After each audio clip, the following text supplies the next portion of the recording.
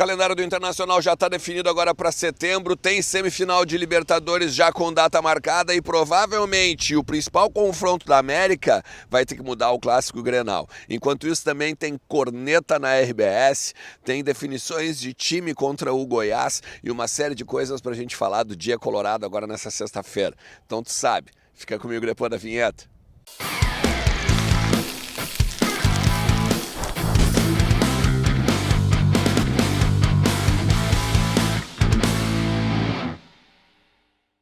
Fala Colorado, como é que vocês estão? Tudo certo? Tudo beleza? Vamos lá, vamos falar do Internacional, bora atualizar as informações aí do nosso clube. Fica comigo até o final do vídeo, obrigado por todo mundo que tá por aqui, deixa teu like também, né? Te inscreve no canal, ativa a notificação, porque sempre é muito bacana a gente tá nessa interatividade por aqui e continuar, né, falando de Internacional. Porque, ó, tenho aqui minhas anotações, aquelas boas e velhas, né, que eu sempre faço aqui pra gente pegar e não perder nada do que rolou, né, do que rolou no dia, na sexta-feira aí do Internacional, que já tá voando, né, que já deve estar daqui a pouco chegando até inclusive em Goiânia. Fez um treino fechado nessa sexta-feira e aí logo partiu então para a capital do Goiás, onde vai enfrentar, né, o time do Goiás pela 22ª rodada do Campeonato Brasileiro, lá no Serrinha, 16 horas desse sábado. Se tu tá confiante no Inter, entra lá em kto.com, utiliza o cupom Ernest, inclusive, e bota uns pila, né,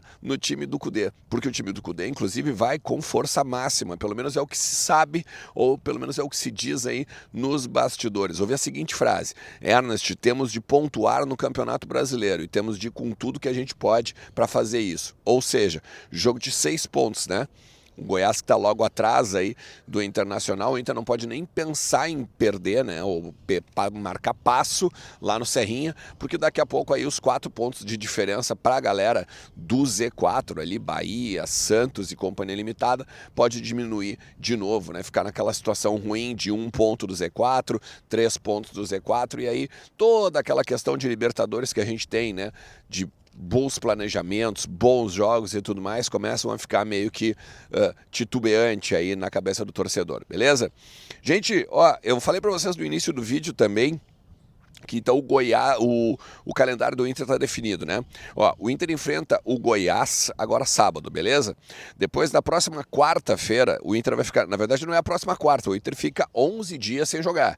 Então, o Inter vai, enfrenta o São Paulo no dia 13. Depois tem o dia 21, isso é numa quinta, enfrenta o Atlético Paranaense. E aí vem a primeira partida da semifinal da Libertadores, que já foi também confirmada. Dia 27, é uma quarta-feira, deve passar inclusive na TV aberta, tá? Deve passar na Globo. Depois vou contar a história para você sobre isso. Dia 27, então, quarta, Fluminense. Aí dia 30 é um jogo que talvez possa mudar de data, porque é num sábado contra o Atlético Mineiro. E aí o Inter jogaria depois na outra quarta de novo, o 4 de outubro já, né? Seria então a partida de volta contra o Fluminense, aqui em Porto Alegre, e a possibilidade do Grenal também ser transferido, tá? Que seria no dia 7 de outubro, um sábado, no Beira-Rio. Então tem possibilidade do jogo da Libertadores mudar também o Grenal, e não só esse jogo do Atlético Mineiro. Porque é o seguinte, por que o jogo é na quarta?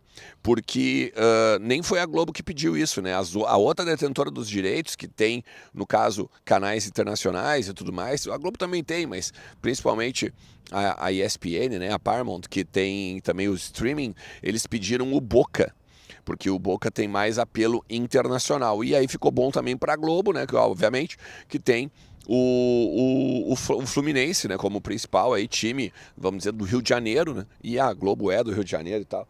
Inclusive, fui recuperar, né, o que falou o Diniz sobre o enfrentamento com o Internacional, e muito diferente da imprensa de lá, como eu gravei hoje pela manhã, né, tá aqui em cima, ele tenta ser mais comedido, né, que não, ó, é um adversário tradicional, que sabe jogar Libertadores, que o jogo vai estar em aberto, né, a decisão está em aberto, ninguém é favorito e tal, e ele evita muito falar sobre a vantagem, inclusive, né, que ele tem, que ele teria de fazer por jogar no Maracanã, porque nos últimos, ele ganha do Olímpia agora, mas, gente, se a gente pegar o histórico, até vou fazer num próximo vídeo isso, tá? Eu acho que é uns 10 ou, nos últimos 15 jogos ele ganha um fora de casa.